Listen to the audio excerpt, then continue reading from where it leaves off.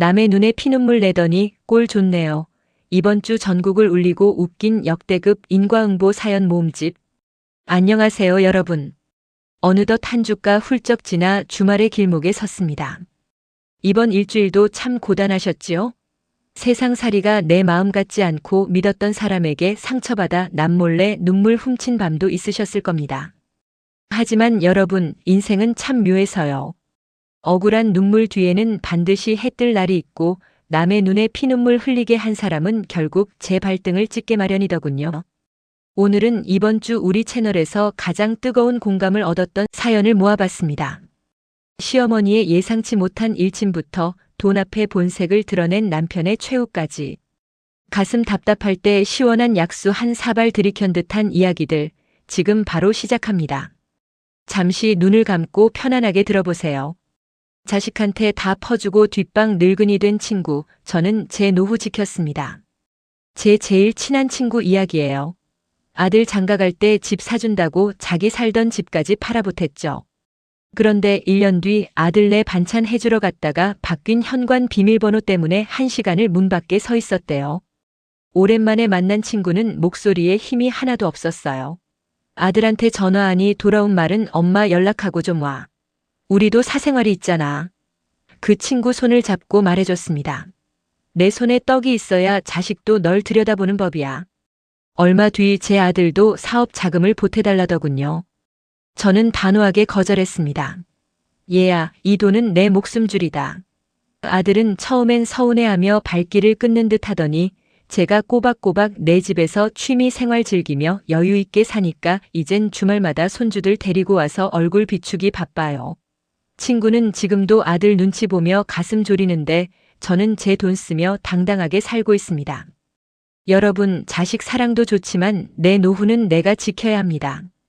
내 새언니 손편지 비웃던 친구 시댁 눈치밥 먹다 입방정에 쫓겨났네요. 밖에서는 이렇게 잘난 척하더니 시댁에선 쩔쩔매는 친구 보셨나요? 얼마 전 새언니가 정성껏 써준 손편지. 너무 감동이라 단톡방에 자랑했죠. 근데 한 친구가 이걸 보더니 굳이 검색까지 해보고는 비웃는 거예요. 야, 이거 파는 거잖아. 너 참 순진하다. 팩트라며 오히려 절 이상한 사람 취급했죠. 알고 보니 이 친구 시댁에서 미운 털이 단단히 박혀 눈치밥만 먹고 살고 있더라고요. 만만한 저한테 화풀이하며 기 살리고 싶었던 거죠. 그 뒤로 상종하기 싫어 연락을 끊었는데 우연히 카페에서 시누이와 있는 걸 봤어요. 시누이가 잠시 자리를 비우자마자 제게 미친 듯이 시댁 험담을 쏟아내는 겁니다. 우리 시누이 앞뒤가 완전 다른 사람이라고. 그런데 그때 뒤에서 들려오는 차가운 목소리.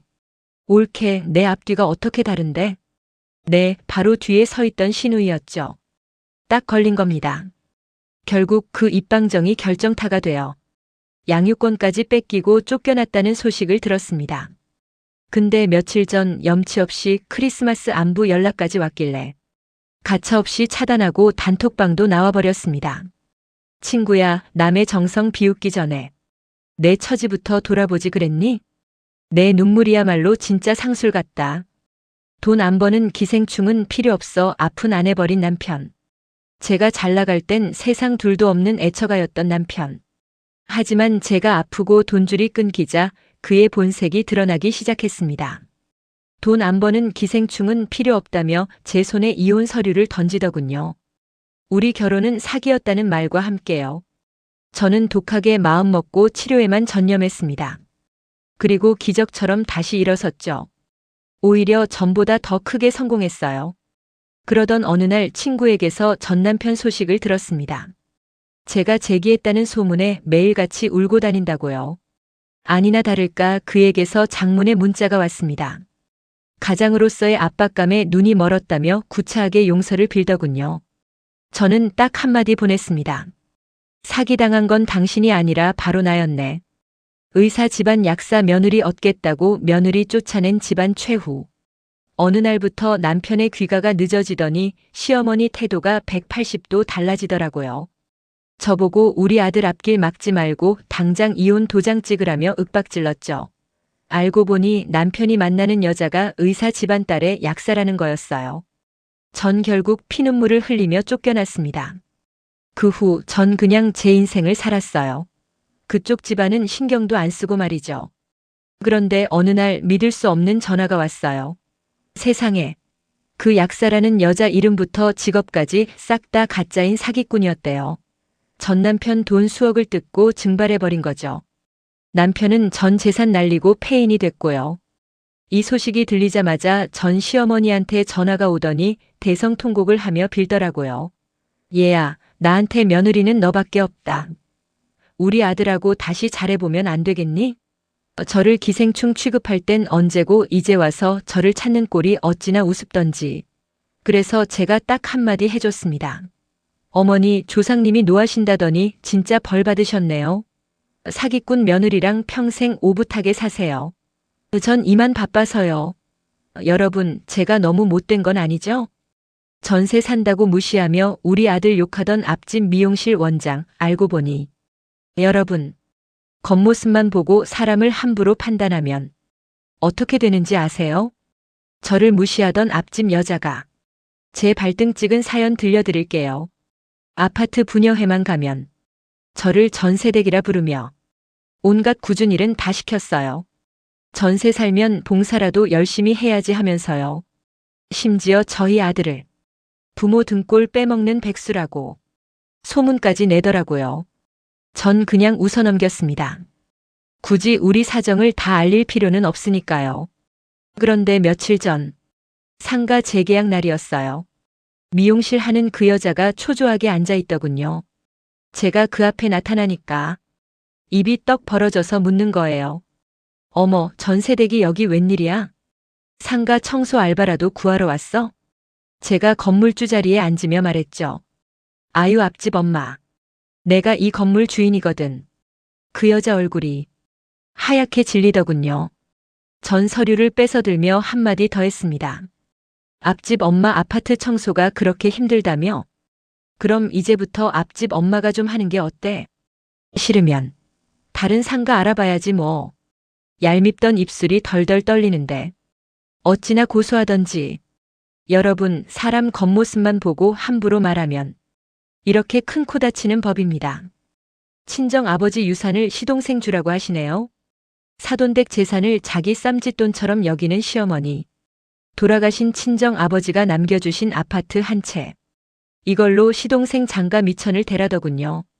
심지어 시아버님이 사고 쳐서 만든 빚 5천만 원까지 저보고 갚으라고 압박했습니다. 남편은 옆에서 입 꾹 닫고 눈치만 보고요. 기가 막혔지만 저는 그날 바로 결심했습니다. 친정 집을 바로 매각하고 제 적금을 보태 제 이름으로 된 꼬마 건물을 샀죠. 이제 제 건물입니다. 며칠 뒤 시어머니가 전화하셨더군요. 아주 우아하게 대답해드렸습니다. 어머니, 그 집 팔아서 제 건물 샀어요.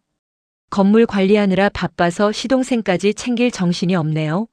시댁 빚은 효자인 아드님 용돈 아껴서 갚으라고 하세요.